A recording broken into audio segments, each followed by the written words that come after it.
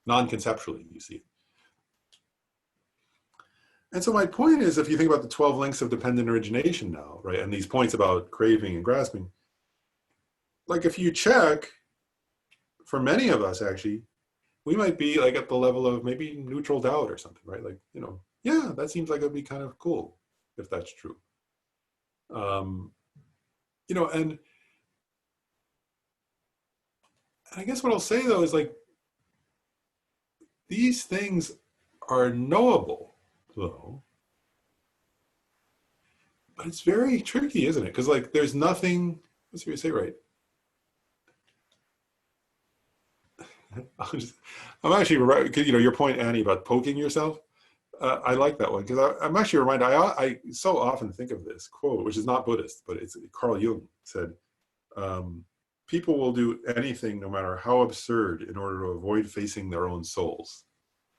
I think about that quote every, you know, I read that many, many years ago, and I think about it every year, numerous times a year, like, because of myself. Like, I think I'm like that. That's why, I mean, I don't think about other people, I think about myself. Like, it's like, what are all the things I'm doing to avoid facing the truth of my own being, you know? And there are so many subtle ways we do that. And that keeps us in this state of like, we're deep down. It was funny, just the other day, I said to somebody, I said, you know, don't ask a question you don't want to know the answer to. And the person said, oh, I won't. Which I thought was a good answer. You know, I'm not going to ask a question I don't want to know the answer to. And which was a great answer to my point, or a great response. And part of what I'm getting at is like, we don't really, you know, there's a way in which we don't ask the question. You know, there's a way in which we, or even we ask the question, but we ask it only on a certain level or something. I think we're all like that. I'm not, you know, like all of us, I'm like that, certainly. And I think this is, like, I guess, my answer to the question is really, it's like, so any, you know, and Lama Zopa once said many years ago, he said this point, he said, it's funny, and I'm not saying this in reference to you, Annie, but I think it was, I was in an audience, so I took it in reference to myself, is he said, don't stop, he said, please don't stop doing the Dharma practice you pretend to do. Which I thought was a great statement. I was like, you know, and I was like, I thought about it for a long time after. I was like, because I think what Rinpoche was getting at was like, well, and then eventually maybe I'll start to practice actually. You know, like if I keep pretending to practice, then eventually I'll really get around to practicing. But at the time I was like, because it's like, because what is practice actually, right? Like, you know, what is Dharma practice, right? Dharma practice is actually giving up mental afflictions, right? Giving up ignorance.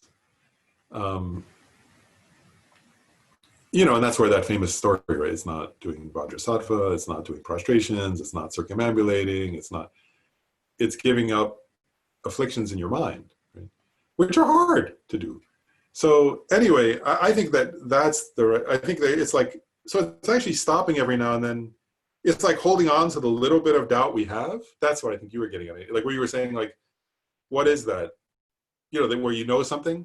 It's actually, like for me, oftentimes I reflect, oh, that's not knowing it. It's that I have a little bit of doubt about this. So at least hold on to that. And then when I can get myself to do it, sit down and try to push it further in the direction of even like, eventually even believing it, really believing it, you know, and recognizing, well, I would say, and there are a lot of times where I go, well, I believe that. Then if I really sit with it, it's like, but if I'm not acting on it, then I don't actually believe it yet, is what I say to myself. I'm just sort of intellectually repeating it or something. But then like, and there's a value in intellectually repeating it is my point, you know, because that's better than not intellectually repeating it to myself. But then to go, can I push it a little further and come to the level where I actually see, could I believe that? And why don't I believe it? And do I even want to really ask the question of what would, you know, like, and then I realize sometimes I'll push away from it because I don't really want to ask the question and really get to, am I going to believe it? But that's practice. That's Dharma practice, right? It's like pushing those limits a little bit. And that's the titration point, isn't it? It's like, you know, you can only go as far as you can go that day. But if you keep doing that, eventually you'll come to a correct inferential cognition and so on. But anyway, so I guess we're supposed to stop. It's 12:30. So maybe next time we'll do a little more, I guess, on the 12 links and then go on to other things. And George, and actually, I just want to go back before we stop. Actually, I actually want to say one last thing, since we do have a moment. First of all, so 2 o'clock for the sutra recitation. Anybody wants to come, can. And then Wilhelmina had asked a question. I just wanted to go back to that just for a second. Wilhelmina had asked, what is the definition of defilements from a Buddhist perspective? And I was using the word mental affliction, but it's the same thing. So those are actually in the teachings on mind and mental factors. Those are taught. And I can comment, like all the mental afflictions, first of all, they're all if you think of what are they, right? One is they're all grounded in ignorance. So they're all dependent upon true grasping or grasping at true existence. But a mental affliction, all the mental afflictions exaggerate. That's one point. And they're agitated. So they're agitated states of mind that exaggerate something, right? Pride exaggerates the nature of yourself. Desire exaggerates the nature of an object. Anger exaggerates the nature of another person in a negative direction. So the mental afflictions are exaggerated in dependence upon ignorance, right? They're mental states which exaggerate the qualities of things and therefore and lead us to suffering, right? and create suffering results. That's a simple way to put it. I mean, we could get into more formal definition. I can read next time if you want. I can read from one of the texts an actual formal definition. That's not formal, but in general, that's an answer. I'm beginning like sort of very general answer, but next time if you want, I'll read an actual quote, give you a more formal definition because I didn't memorize it. But that's what they are in sort of essence. But let's do the dedication. So the supreme jewel, bodhicitta, where it has not arisen, may it arise and grow. Where it has arisen, may it not decrease, but increase more and more. In the snowy mountain paradise, you the source of good and happiness, all-powerful Chenrezig Tenzin Gyatso, please remain until samsara ends. Thanks, everybody. And then anybody, no pressure, but anybody who wants to join, some of us will join together at 2 o'clock, the Sutra of Golden Light. And the Sutra of Golden Light is, we're doing it particularly because it's connected to the country in which you recite it. It benefits the country in which it's recited. And I think there were any time since the Civil War when this country could use that, it's right now. So good time for that. That's why we scheduled it. But anyway, so anybody's welcome. And otherwise, we'll see you in the next class, which I can't remember the date of, but it's on the website. Thank you, Lauren. Thanks, everybody. Thank you. Thank you. So nice to meet you all. Bye. Thanks, everybody. Thank you, Lauren. Thank you. Thank you, Lauren. Thanks, Gabe. See you soon. See you later. All right.